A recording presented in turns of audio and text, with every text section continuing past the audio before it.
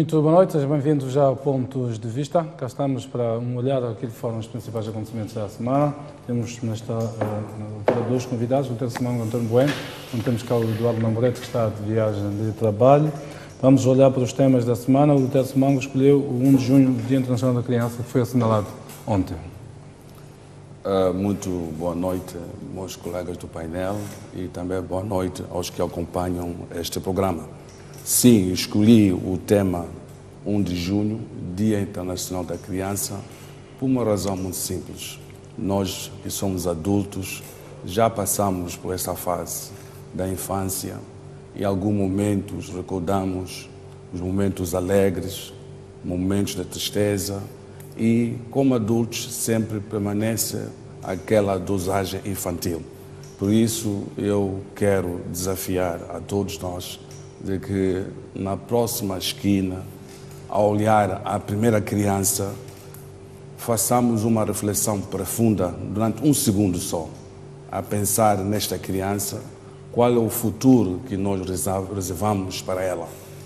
Aí então temos a responsabilidade de educar as nossas crianças num ambiente de harmonia, amor e paz e, acima de tudo, cultivar os valores do próximo, do amor ao próximo, valores de paixão, valores de trabalho, valores de cultura, valores de formação, porque se não investimos nas nossas crianças, corremos o risco de ter uma próxima geração perdida. Por isso, aí está o desafio. Vamos educar as nossas crianças. Muito bem, o António Bueno escolheu como assunto da semana a educação como pilar de desenvolvimento. Muito boa noite, caros telespectadores, e boa noite também, colegas de painel, Jeremias Lang, e também desejar um grande abraço a todas as crianças do mundo, mas muito em particular as crianças moçambicanas, pela passagem do 1 de junho ontem, ocorrido. Bom, eu escolhi este tema porque também tomei conhecimento da cerimónia ocorrida na sexta-feira, graduação de estudantes da Universidade Eduardo Mondlane, em que uma das graduadas, uma moça chamada Síria, e não conheço o apelido, e que chamou muita atenção e foi muito motivador, considera-se muito motivador o facto desta moça, desta jovem licenciada em Economia, de ser, antes de graduar-se, não sei se ainda o é, mas era vendedeira de tomate na Praça 25 de Junho. O que significa que a moça não se deixou levar, percebeu que aquela atividade que ela exercia não era o fim da vida dela, ela tinha um propósito, tinha um sonho e não se esmerou e nem se poupou sequer para conseguir alcançar um dos seus sonhos. E foi este formar-se em Economia. O que significa que é possível, as pessoas não devem desfalecer, as pessoas não devem desistir dos seus sonhos, por mais dificuldades que enfrentem. Aliás, a vida só faz sentido se nós temos coragem de superar as dificuldades que a vida nos presentear no nosso percurso. E espero que isto possa servir de exemplo para outras, principalmente raparigas, no sentido de que, se tiverem um sonho, não devem desistir de lutar por esse sonho, mas, acima de tudo, o principal é formarem-se. Porque com formação é possível fazer tudo o resto. E provavelmente ela agora tem melhores condições, se efetivamente a intenção dela é continuar a exercer o negócio que ela exercia, tem maiores capacidades e mais conhecimento para fazer mais e melhor e ganhar mais dinheiro para ela. Portanto, parabéns a ela, espero que sirva de exemplo a todas as raparigas e jovens deste país. Muito bem, vamos já então aos assuntos que elegemos para esta noite. Na última semana terminou o licenciamento eleitoral, na última quinta-feira, após 46 dias, ainda não há dados oficiais por parte dos órgãos de administração eleitoral. O que é certo é que até dia 26, portanto, a 4 dias do final do licenciamento, haviam sido licenciados 5.300.000 eleitores. Portanto, ainda havia cerca de 2 milhões de eleitores por registrar, uma vez que a estimativa da Comissão Nacional de Eleições, do STAI, era de registrar 7.300.000 eleitores, portanto, ou seja, estava-se ainda na casa dos 73,28%. Só para termos uma referência, no último recenseamento de raiz que teve lugar em 2014, a média foi de 87,7%. Portanto, vamos, assim forem divulgados os resultados, saber se nos últimos 4 dias foram efetivamente recenseados os 2 milhões de eleitores que ainda faltavam para recensear. Muito bem, Rita Simão, começo por si. Houve muitas questões levantadas à volta do licenciamento, inclusive a perspectiva de prorrogação do mesmo, que é certo que os órgãos eleitorais fincaram o pé e decidiram que ele terminava mesmo no dia 30 e terminou nesse mesmo dia. A sua leitura de todo este processo? Bem, foi um processo atípico, foi um processo muito contestado, mas também temos que fazer esta análise em 2 campos diferentes. É por isso que eu gostaria, em primeiro lugar, reconhecer a capacidade do STAI que teve ao longo deste período em se comunicar. Sempre estivemos, pelo menos uma vez por semana, a comunicar, a informar-nos daquilo que estavam a fazer, pelo menos no capítulo de recensear os eleitores. Esta parte é indiscutível, temos que aceitar que tentaram fazer um esforço, porque se não tivesse havido esse esforço, não teríamos hoje essa capacidade, a oportunidade de discutir os números. A parte negativa, que de facto pesa mais, é que o STAI não teve a capacidade necessária de garantir que este processo fosse, em primeiro lugar, inclusivo, abrangente e mobilizar os moçambicanos a licenciarem-se. É só verificar que na primeira semana do recenseamento eleitoral assistimos várias situações. A primeira situação, que foi mais grave, é que muitos postos de recenseamento ainda estavam encerrados, não estavam abertos. E, em segundo lugar, assistimos às máquinas que tinham a função de recensear os eleitores. Muitas delas estavam numa situação de avaria permanente, para não dizer uma avaria constante. Muitas eram obsoletas. Eram obsoletas. E as tais chamadas máquinas de impressoras, algumas eram boas, outras mais, mas o mais grave foi o tipo do papel que foi usado. Não eram capazes de fazer o print dos cartões dos eleitores. E, por último, notamos que o STAI investiu mais em algumas zonas, em outras não. Entanto, houve um processo discriminatório. Tudo isso leva-nos a dizer que o STAI prestou mau serviço, o STAI não conseguiu recensear os moçambicanos de acordo com a lei. Isto é, não foi um encontro das necessidades dos eleitores que queriam licenciar-se. E também temos que olhar para a parte da fiscalização dos partidos políticos. Há uns tiveram a capacidade de estar, como dizem, 24 horas a 24 horas. Isto é, desde do primeiro dia até o último dia. Os outros partidos não tiveram essa capacidade por várias razões. Aqui nós temos que discutir seriamente qual é o partido político que tem a capacidade de colocar os seus militantes ou membros num posto de recenseamento durante 45 dias. Não há.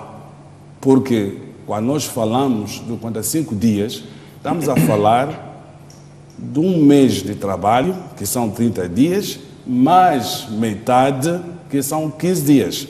Não há nenhum patronato aqui na República de Moçambique é capaz de dispensar o seu empregado ou o seu trabalhador para estar 45 dias no posto de recenseamento sem fazer o exercício de produção na sua unidade empresarial. Por isso... Já há muita gente que não trabalha neste país, não é? Bem, não sei, temos que olhar. Daí então, para dizer que os partidos que conseguiram, durante estes 45 dias, se conseguiram, talvez, no caso concreto do partido no poder, muitas vezes confundem o partido no poder e o Estado. A maior parte desses que estavam nos processamentos, se não eram funcionários do Estado, eram professores, eram pessoas que faziam certo serviço ao Estado ou eram os chamados reformados ou aposentados. Por isso, temos que avaliar se, de fato, há uma necessidade imperativa de colocar lá os agentes dos partidos políticos para garantir a transparência do processo. É aí onde o STAI também devia assumir as suas responsabilidades em tentar fazer um trabalho cada vez mais transparente, um trabalho credível, um trabalho que possa garantir maior confiança dos eleitores ao processo. E, por último, eu penso que, passado estes 45 dias, nós temos que começar a refletir seriamente sobre o tipo de STAI que nós precisamos em Moçambique, o modelo de funcionamento do STAI. Muitas vezes nós temos dito que é importante que órgãos como o STAI sejam, de fato, incorporados dentro da CNE e não podem ter dois patrões, porque o STAI, neste momento, responde perante o Governo Central e, de vez em quando, presta contas à CNE. Então, nós temos que discutir seriamente. Mas a lei diz que a STAI é um órgão subordinado à CNE, a lei. Mas a prática a prática tem demonstrado totalmente o contrário, porque só pelo fato do diretor-geral do STAI ser nomeado. Mas não é nomeado. É nomeado ou indicado, há um concurso. A lei também volta a dizer que é escolhido por concurso público. Que é lançado pela CNE. Aqui nós temos que discutir seriamente. Mas vamos falar Esses são conceitos que nós temos que discutir. Eu prefiro ter, de fato, um STAI que se encaixa, se incorpora, que se encontra dentro do órgão eleitoral, que é a CNE. Na verdade, já houve uma altura que o STAI respondia diretamente ao Ministério da Administração Estatal. Era um órgão, tanto que não era subordinado à CNE, mas de alguns anos, penso que foi na revisão de 2006, 2007, se não estou a erro, a partir daí passou a ser um órgão subordinado. Portanto, mas a prática tem demonstrado o contrário, porque o grande problema de tudo isto, muitas vezes eu tenho dito de que nós temos que revisitar a nossa Constituição da República. Matérias desse género, dessas situações, tem que ter um comando constitucional. Se no comando constitucional não está bem claro como é que a CNE dirige e orienta os processos eleitorais, sempre vai haver essa ambiguidade. Mas vamos discutir sobre isso. Deixa-me ouvir aqui a opinião do António Bueno sobre este processo eleitoral. Sobre o licenciamento, mais exatamente. Exato. Bom, já terminou o processo no dia 30 e não houve prorrogação. Exato. O que significa que os órgãos da administração eleitoral entenderam que o prazo dado de 45 dias terá sido suficiente para procederem ao recenseamento e que não havia motivos ponderantes que justificassem a prorrogação deste prazo. Muitas vezes, se calhar, os próprios órgãos eleitorais não conseguiram argumentar devidamente. O problema não era tanto considerar que o prazo era suficiente, é que os prazos eleitorais são peremptórios e são muito apertados em função, desde que as eleições foram marcadas a 18 meses, é uma série de processos que se desencadeia. O próprio licenciamento já veio muito tarde em função da revisão da legislação que era necessário fazer com a revisão da Constituição que foi feita e tudo. O que significa que porque é importante o licenciamento? É definir mandatos e a partir daí desencadear todo o processo de candidaturas. Exato. E tudo isto tem prazos. Muitas vezes nós apontamos um tiro, apontamos uma arma aos órgãos eleitorais, mas há prazos que muitos deles são bastante apertados.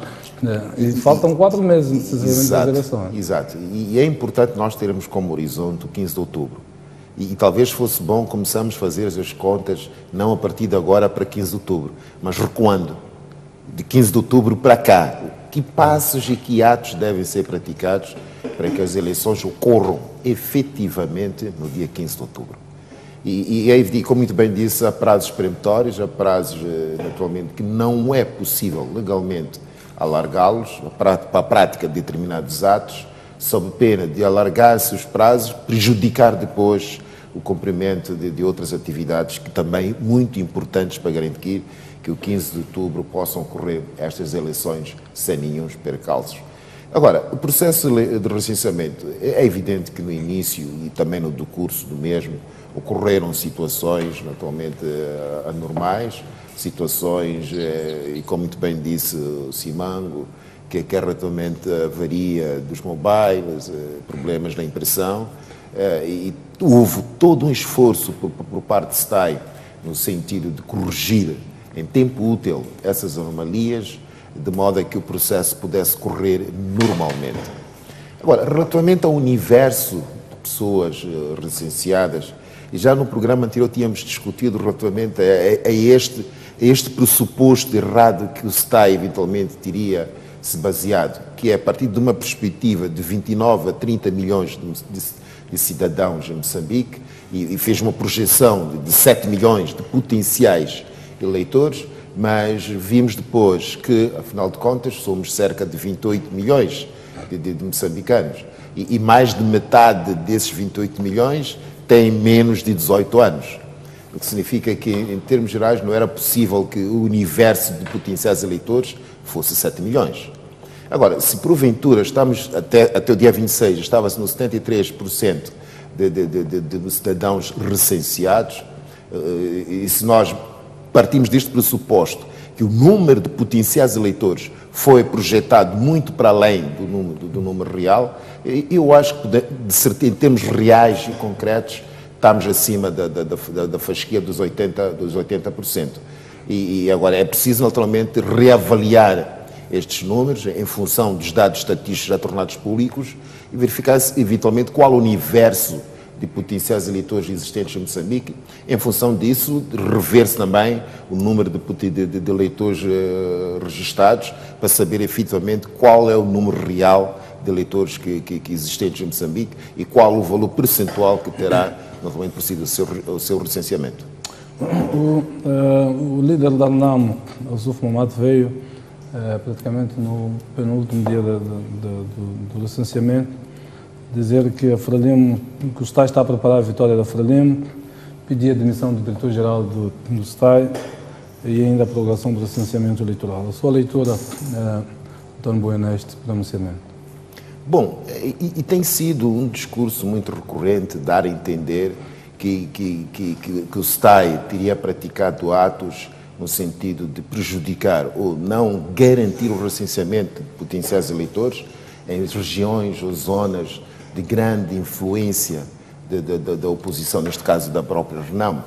Mas parece-me que os dados existentes não confirmam essa afirmação. Porque, por exemplo, recuando a 2014 e tomando, por exemplo, como pontos de referência os dois maiores ciclos eleitorais deste país, que é a Zambésia e Nampula, e vamos verificar que em 2014 houve quase uma espécie de empate técnico entre a Frelimo e a RENAM nestes dois círculos eleitorais. E indo agora mais recentemente, em 2018, nas eleições autárquicas, é só verificar em Nampula quantas autarquias a RENAM terá conseguido ganhar e na Zambésia quantas terá conseguido ganhar. Quer dizer, só por aí já é possível ver que o discurso que quer dar a entender que a RENAM, a Zambésia e Nampula são círculos eleitorais sob o seu domínio, não me parece corresponder à realidade dos fatos. Porque se fosse efetivamente o domínio, zonas de exclusivo domínio da RENAM, teria ganho todos os municípios nas eleições autárquicas anteriores, quer em Nampula, quer na Zambésia. Mas outro aspecto também importante é que, e como muito bem sabe-se, é de lei, significa que o STAI subordina-se ao CNE. E a composição, quer da CNE, quer do STAI, foi em cumprimento de uma exigência da própria RENAM, que entendeu que, incorporando os seus homens, ou homens por si indicados, quer na CNE, quer no STAI, poderia, por essa via, ter maior controle sobre os processos eleitorais, quer do recenseamento, quer o próprio processo eleitoral. Agora, exigir só a demissão do diretor-geral do STAI, ele não toma as decisões por si, unicamente. Aquilo é um colégio. Tem diretores gerais adjuntos, que com ele também tomam decisões. Nomeados pela RENAM. Dois maiores partidos. Exato. Bom, três, porque são 3 da Frelimo, são 2 da RENAM e 1 do MDM. O que significa que estes 6 diretores adjuntos participaram em todas as decisões que foram proferidas pelo STAI. Aliás, decisões que o STAI apenas estava a cumprir, porque quem toma as decisões todas é a CNE. O STAI simplesmente executa as deliberações ou decisões tomadas pela CNE. Agora, se efetivamente entende-se que o processo foi mal dirigido, é preciso verificarmos quais terão sido as verdadeiras causas de suposto mau processo do recenseamento e atacar essas causas e não tentar dar a entender que os órgãos da administração eleitoral, todos eles são compostos por pessoas oriundas do Partido Frelimo, que não é verdade. Há ali pessoas da Frelimo, há da RENAM, do MDM, inclusive até da sociedade civil. Então, todas essas pessoas participaram na tomada de decisões na CNE para que este processamento eleitoral ocorresse nos termos que ocorreu. Dr. Simanco, estes pronunciamentos não serão um prenúncio de que vamos ter novamente um processo eleitoral turbulento, inclusivamente será uma forma quase de legitimar a não aceitação dos resultados dessas eleições, ou não? Primeiro, só gostaria de fazer uma correção, dizer que o MDM não tem nenhum diretor adjunto ao nível do STAI. Ao nível do STAI, só há 2 diretores adjuntos, que é um da Frelimo e o outro da RENAM. E isso também, inclusive, ao nível da CNE, também isso acontece ao nível também da Assembleia da República, etc. Agora, em relação a este pronunciamento, eu penso que nós temos que buscar alguns antecedentes. Porque eu lembro perfeitamente... Porque o MDM tem um diretor nacional adjunto. Então, a lei estabelece... Adjunto, mas não é diretor-geral. Sim, é um diretor nacional adjunto. Então, para além da direção-geral, mas já vou explicar isto com mais detalhes. Sim. Um diretor-geral adjunto da Frelimo, outro da RENAM, depois já direções nacionais. Então, a Frelimo indica 3 diretores nacionais adjuntos, a RENAM 2 diretores nacionais adjuntos, o MDM 1 diretor nacional adjunto. Mas precisa saber em que área? Não, depois internamente em que área, né? Porque há áreas operacionais e áreas executivas. Eu estou mais preocupado para as áreas operacionais em que as pessoas estão mesmo dentro do processo da gestão dia a dia do recebimento eleitoral. Como eu dizia, há que buscar alguns antecedentes antes do início do recebimento eleitoral. Constam que terá havido uma reunião entre os partidos e a CNE para marcar a data do arranque do recebimento eleitoral, os dias, etc. E nesta reunião houve algumas vozes que tinham sugerido de que o recebimento eleitoral devia arrancar não naquela data prevista, mas sim 15 dias depois, para permitir que as populações da zona de centro, em particular de Sofala, pudessem normalizar as suas vidas. Mas isso foi isso que aconteceu, na verdade. Aconteceu, mas adiado isso... por 15 dias. Havia uma proposta de ser adiado por 30 dias ou mais, que acabou sendo adiado por 15 dias. Mas é para ser adiado para 30 dias, mais 15 dias, 30 dias. Sim. Mas isso não foi aceito, porque houve algumas vozes que diziam que era preciso cumprir a risca com o calendário.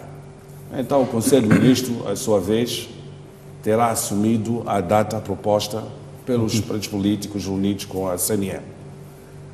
Agora, em relação aos pronunciamentos do líder RENAM, em relação à demissão do diretor adjunto, esse é um debate que nós podemos, ao longo deste painel, desenvolver, se é uma proposta merecida ou não, mas para mim o problema não está no diretor-geral do STAI, está no sistema em si. Como eu disse ao princípio, temos que definir qual é o modelo melhor para o funcionamento do STAI. E essa proposta também parece pedir mais alguns dias, mas ela foi feita depois da realização do Conselho de Ministros. Se tivesse sido feita antes da sessão do Conselho de Ministros, talvez teria mais input e poderia influenciar positivamente ao Conselho de Ministros no sentido de dar mais dias. Mas, infelizmente, a proposta ela foi feita depois da sessão do Conselho do Ministro. Agora, o que isso significa? Logo tivemos o cuidado de dizer que este processo de recenseamento eleitoral estava sendo feito numa situação atípica, numa situação anormal, numa situação em que não estava a credibilizar o processo. Quando um processo não tem credibilidade, cria um campo de desconfiança. O que é que era melhor? Adiar o licenciamento, e o adiamento do licenciamento tinha uma enorme repercussão no calendário eleitoral, portanto, na possibilidade ou não de realização das eleições a 15 de outubro. Sabes, Roger Bias, você se lembra perfeitamente quando eu sugeri aqui de que seria bom que as eleições não tivessem lugar este ano. Eu mantenho essa ideia, mas infelizmente nós somos um país atípico. E sendo um país atípico, tudo que nós fazemos é atipicamente. Tudo isso deve por falta da confiança política entre nós. Não é esse campo de confiança. Tivesse havido um campo de confiança, não há condições adequadas para que haja eleições dia 15 de outubro. Estamos a forçar o barco. E ao forçar esse barco, está-se a cometer muitos erros. E concordo consigo quando diz que é preciso conhecer agora os mandatos da Assembleia da República, assim como das Assembleias Provinciais, para permitir que se cumpra com o calendário eleitoral. Isso é indiscutível. Todo o processo de candidaturas, que é um processo minucioso de conferir assinaturas. Tudo isso, assim. Agora, é aqui onde está o problema. E também o legislador tem meia culpa nisso. A Assembleia da República tem meia culpa disso. Porque não se pode aprovar o pacote eleitoral sempre num ano eleitoral. Os pacotes eleitorais, quando são aprovados num ano eleitoral, é óbvio, criam estas todas as situações. E o que vai acontecer de fato é que no dia 15 de outubro vai haver muita contestação, as pessoas vão contestar os resultados.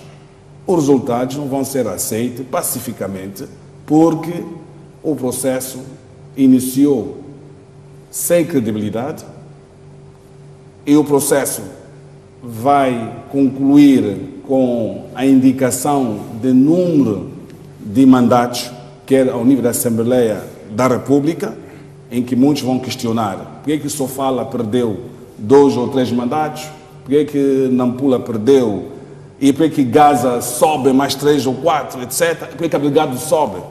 Isso as pessoas vão questionar e vão dizer isso aconteceu ou está a acontecer porque são zonas de influência da oposição e naquelas zonas, como são da influência do partido no poder, os mandatos subiram. E é óbvio, está-se aqui a criar uma situação de difícil gestão depois de 15 de outubro. Na semana passada falávamos um pouco sobre esta coisa do papel dos partidos políticos neste processo.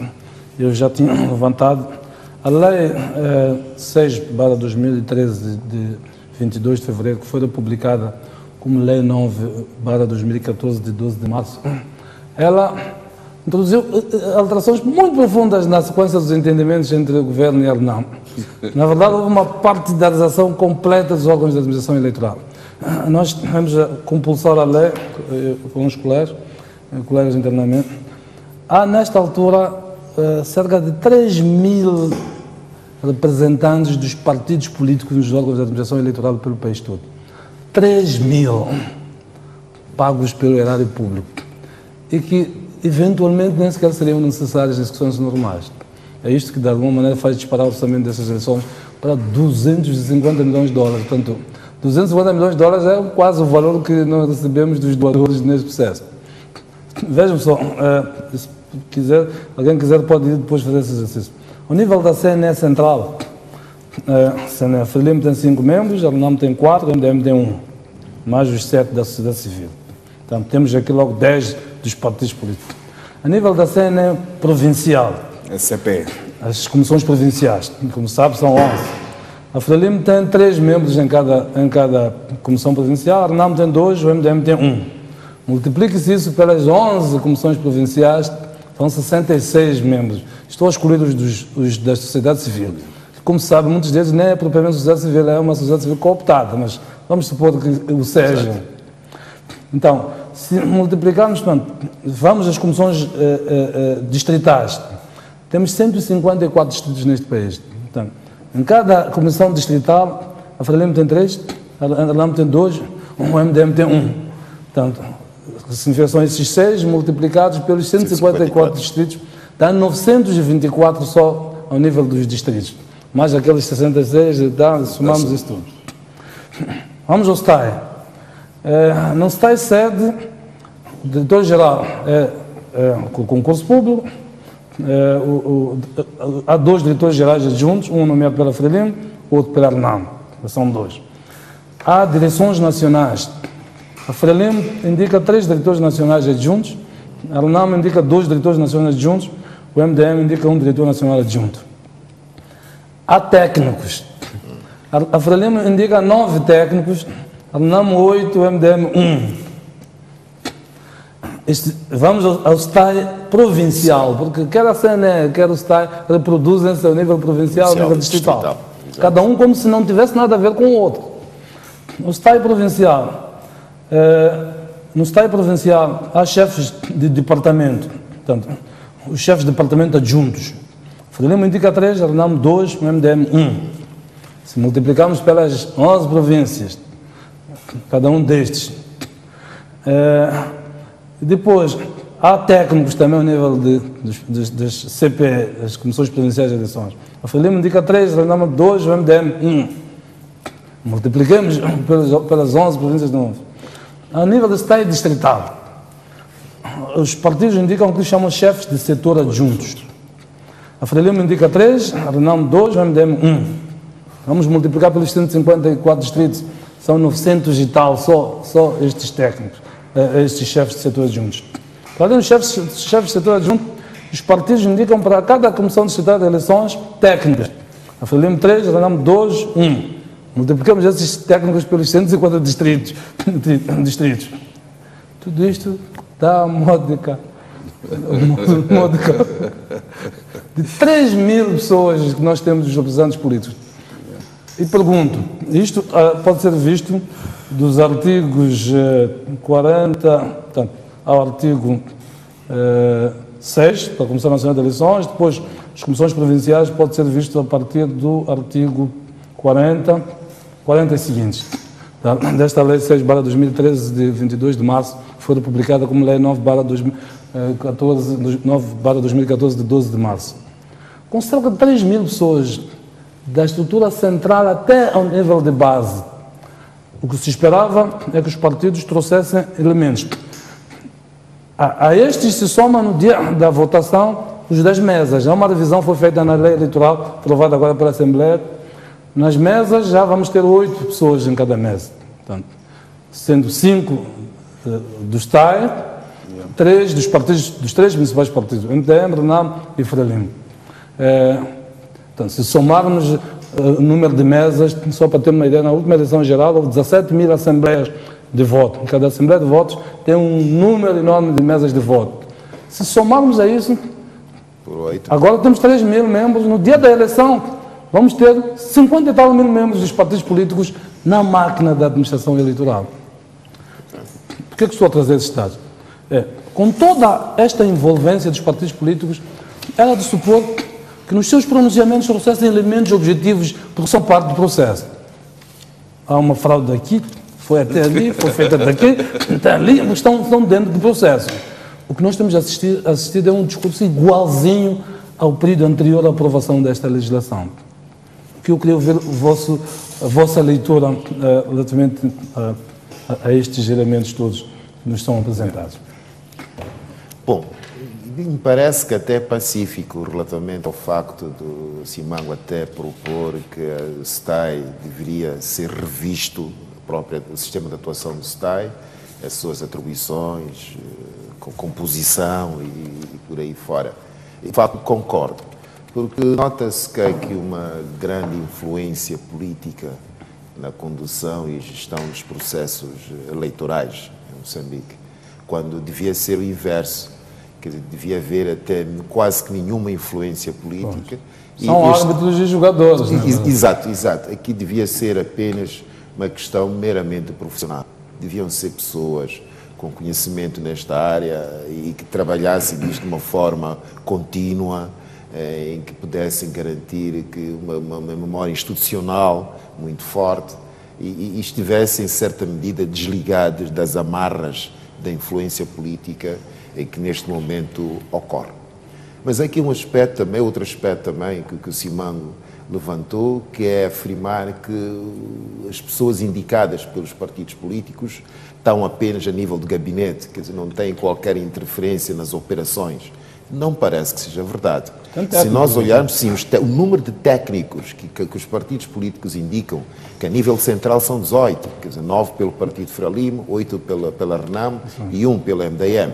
E isto vai também a nível provincial e distrital. O que significa que são pessoas com algum conhecimento relativamente aos processos eleitorais e que estão ali para exercer uma atividade, em princípio, operacional. Quer dizer, os técnicos, que eu saiba, não estão para ficar sentados nos gabinetes, estão para precisamente exercer aquilo que é o seu trabalho em função, naturalmente, das atribuições que lhe forem acometidas. Agora, tem que se repensar também neste número, eu acho muito exagerado, de pessoas que integram esses órgãos de eleitorais, quer a nível da CNE, quer a nível do STAI. Porque me parece que grande número destas pessoas indicadas parece não ter uma função concreta dentro destes órgãos.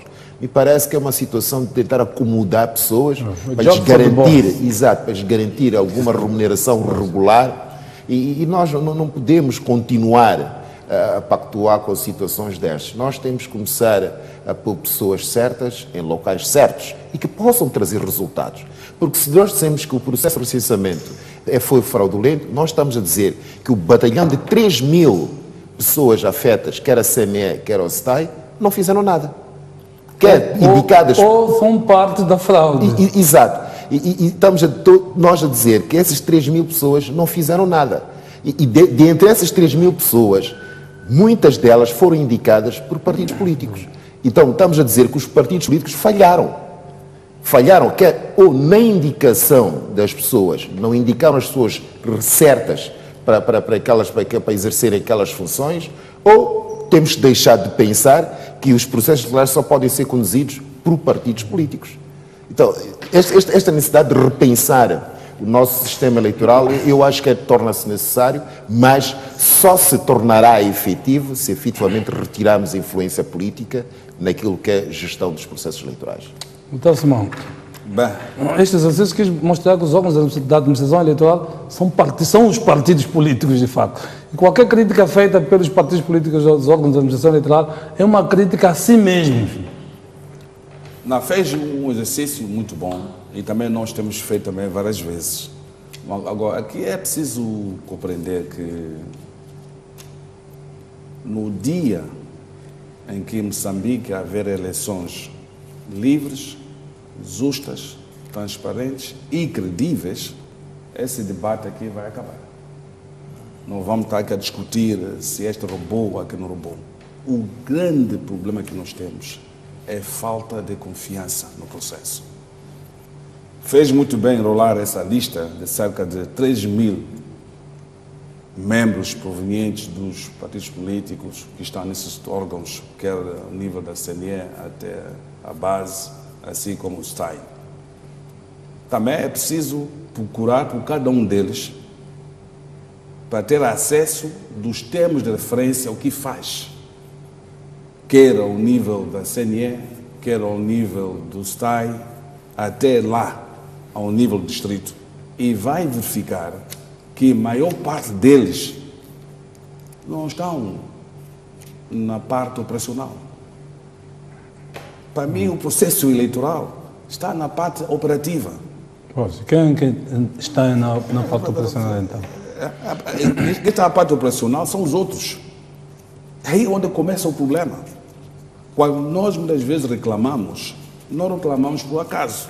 Ainda ontem estive a dialogar com uma minha companheira, que faz parte de um órgão eleitoral aqui na zona sul do país. Ela dizia-me de que ela não tem acesso ao centro de dados.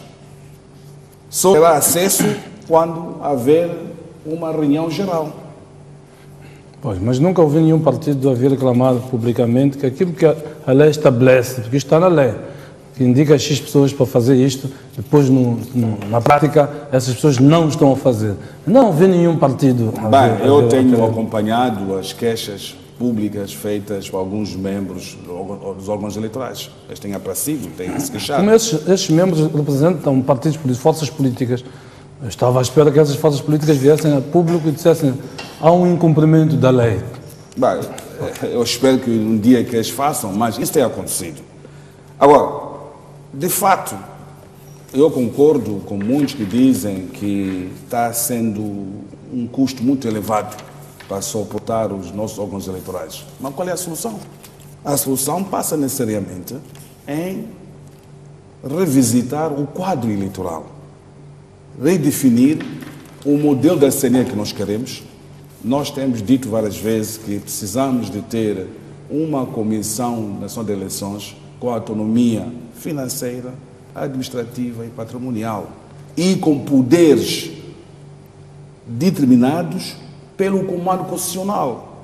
Porque se a nossa Constituição não definir com muita clareza as funções da CNE e também definir com muita clareza que os tais subordinam-se à CNE. Mas isso já está lá. Não está na Constituição. Não está na Constituição. Não. A Constituição ela não pode ser uma Constituição programática, portanto ela tem tudo. A nossa Constituição, por acaso eu estou a fazer uma pesquisa nesta área, a nossa Constituição, até nesse aspecto, ela deu um avanço em relação a constituições de vários países. A Comissão Nacional de Eleições é um órgão constitucional, portanto, já está ali seguindo aquilo que são as recomendações da União Africana, dos princípios e diretrizes eleitorais da SADC. As eleições são organizadas, são dirigidas pela Comissão Nacional de Eleições, um órgão independente, imparcial, e vem na própria Constituição, o artigo 135 da Constituição. Isso também é assim também como se define o órgão eleitoral de Gana. Em Gana há eleições periodicamente, as pessoas não reclamam. As pessoas aceitam facilmente os resultados. E a Constituição ganense não define com profundidade as funções da CNE. Tem uma lei ordinária. Porque Gana é um país normal. É um país onde há confiança política. Moçambique, infelizmente, ainda não há confiança política. A única confiança política só pode ser garantida através do comando constitucional. E não podemos esquecer que Moçambique saiu de um conflito armado, de um conflito militar. E esse conflito militar ainda está latente. Portanto, é preciso que a Constituição seja bem clara como uma forma de eliminar todos esses campos de desconfiança. Não sei se queria comentar alguma coisa sobre isso.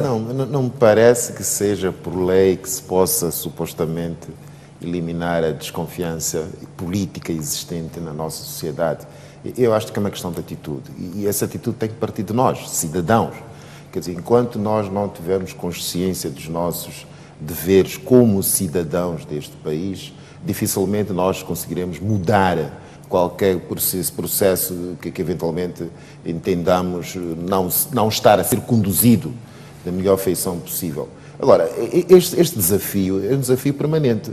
Quer dizer, é um desafio permanente em que nós temos que saber melhorar, primeiro, a nossa atitude como cidadãos deste país, mas, acima de tudo, nós temos que começar a retirar ou a reduzir o elevado nível de desconfiança que nós temos relativamente às instituições do Estado. Quer dizer, isso é notório, quer dizer, nota-se na sociedade que é uma total desconfiança, uma permanente suspeição sobre os atos que grande parte dos órgãos ou entidades do Estado tomam.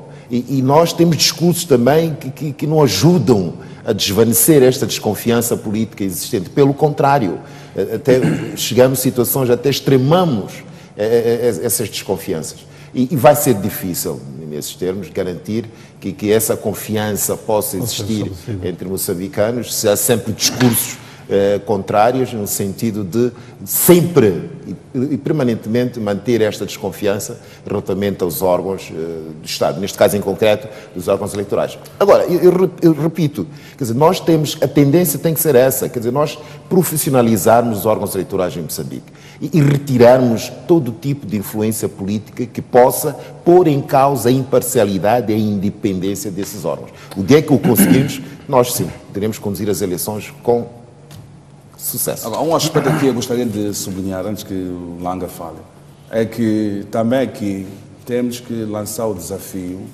ao próximo legislador da Assembleia da República que não deve aprovar as leis relacionadas com o pacote eleitoral num ano eleitoral.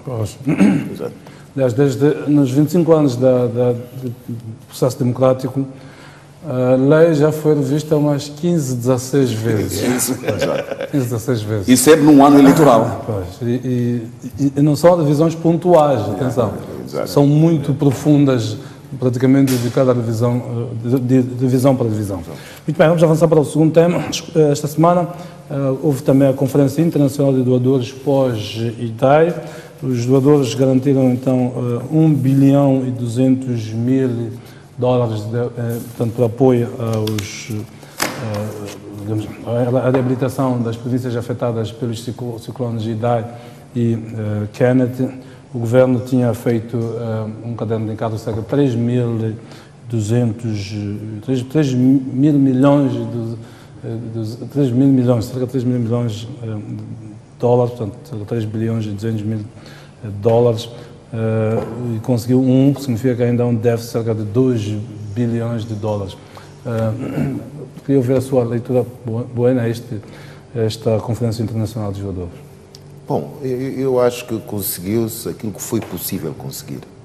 É evidente que a expectativa é que, em princípio, pudesse cobrir todo aquele valor solicitado e previsto que seria necessário para garantir a reconstrução das áreas afetadas pelos ciclones Idai e o Kenneth. Mas, infelizmente, só se conseguiu quase um terço e agora é preciso, naturalmente, redefinir prioridades. E redefinir prioridades significa que o que é que deve ser atacado em primeiro lugar. E esse ser atacado em primeiro lugar, eu acho que devem ser até áreas que possam permitir que a própria vida possa andar normalmente e que possa depois, por sua vez, gerar renda suficiente em que possa permitir o reinvestimento em outras áreas e que não poderão se beneficiar de investimento nesta fase inicial. E até pode-se dividir isto aqui em fases, fase 1, fase 2 e assim sucessivamente, de tal sorte que o valor conseguido neste momento, já proposto pelos principais doadores, seja aplicado na tal fase 1, que são as questões que vão considerar como sendo essenciais e que podem ajudar grandemente a dinamizar a economia e a vida social nas áreas afetadas. E depois a fase 2, eventualmente fazendo algum investimento na fase 1, pode ser que haja alguma renda que possa advir desses investimentos e não nos esqueçamos que também com o tempo provavelmente temos que pensar numa melhoria da nossa economia e numa situação em que nós internamente possamos gerar renda suficiente para financiarmos naturalmente a reconstrução, atendendo às outras fases em que não terá sido possível em face do diminuto valor arrecadado para esse efeito. Mas e depois também um aspecto importante, quer dizer, tem que haver muito rigor também na aplicação destes fundos e da aplicação deve-se ter em consideração a necessidade de aplicar, de introduzir grande transparência, de modo que efetivamente comecemos a ganhar mais confiança a nível internacional e de modo que também os cidadãos pagantes de impostos nesses países em que doaram valores a Moçambique fiquem de facto satisfeitos com o modo como o dinheiro deles foi aplicado. Dr. Simão, como é que olha para os resultados desta Conferência Internacional de Doadores que decorreu na Beira? Eu olho a esses resultados com positivismo, tomando em conta que nesses últimos tempos Moçambique estava sendo isolado no campo financeiro. Entanto, aparecer um valor destes na ordem de 1,2 milhão de dólares, eu penso que é uma luz verde. E essa luz verde obriga-nos como país, em particular ao governo, de perceber de que há um ambiente que está sendo recriado para reconquistar não só a confiança, assim como a credibilidade internacional. E essa reconquista tem que ser feita de uma forma inclusiva, participativa e abrangente. Portanto, é preciso envolver os mais afetados, envolver aquelas cidades, aqueles distritos que foram assolados por esses 2 ciclones, para que não seja meramente uma decisão central, mas sim uma decisão comparticipada com os governos municipais, distritais, assim como com as províncias. Por isso, acredito que o gabinete que foi criado deve também ter isto em atenção, de que está a gerir uma situação pós-ciclone, está a gerir uma situação em que as ações devem ser conduzidas para reconstruir e recuperar as infraestruturas afetadas naquelas zonas. Por isso o desafio está aí e acredito que, se haver uma boa gestão destes primeiros valores, é óbvio que os beneficentes vão aparecer. Muito bem, vamos. Também esta semana o Presidente da República reconduziu Adelino Muxanga ao cargo de Presidente do Tribunal Supremo, portanto, para cumprir então o segundo mandato neste posto. António Bueno, a sua leitura desta recondução de Adelino Muxanga. Bom, em primeiro lugar, dirigir ao próprio Adelino Muxanga os meus parabéns pela sua indicação ao cargo de Presidente do Tribunal Supremo, mérito próprio, e está de parabéns, efetivamente. Bom, mas aqui é preciso também ver o seguinte, e também o próprio chefe de Estado tem parabéns pelo facto de ter cumprido com aquilo que está estabelecido na lei, que é respeitar o prazo do mandato do titular, neste caso do Presidente do Tribunal Supremo, e fim do prazo, naturalmente, imediatamente tomou a decisão, que neste caso foi de renomear o anterior titular. Está de parabéns porque, de facto, cumprem-se os desideratos da lei e é isso que se pretende. Agora, e também é preciso ver o seguinte, é que, segundo informações que me chegaram ao conhecimento, esta proposta de indicação de Adelino Muxanga para Presidente do Tribunal Supremo mereceu consenso a nível da magistratura, do Conselho Superior da Magistratura Judicial, e significa que todos, naturalmente, concordaram com esta proposta, foi por unanimidade e aclamação, e ressalvar o facto de que fazem parte do Conselho Superior da Magistratura Judicial os magistrados de todas as categorias, quer dizer, oficiais de justiça e também pessoas eleitas pela Assembleia da República e também indicadas pelo Presidente da República. Isso significa que temos diversas sensibilidades dentro do Conselho da Magistratura Judicial e naturalmente, de facto, todos eles terem concordado com a indicação da indicação do Adelino Muxanga para Presidente do Tribunal Supremo, indica que, efetivamente, todos eles estavam conscientes daquilo que é a mais-valia que ele trouxe e pode ainda trazer para a instituição. Mas também é de realçar o facto de, durante o período em que ele esteve à frente de destinos do Tribunal Supremo e a nível também do próprio Conselho Superior de Magistratura Judicial, aconteceram, de facto, algumas mudanças a nível da Justiça.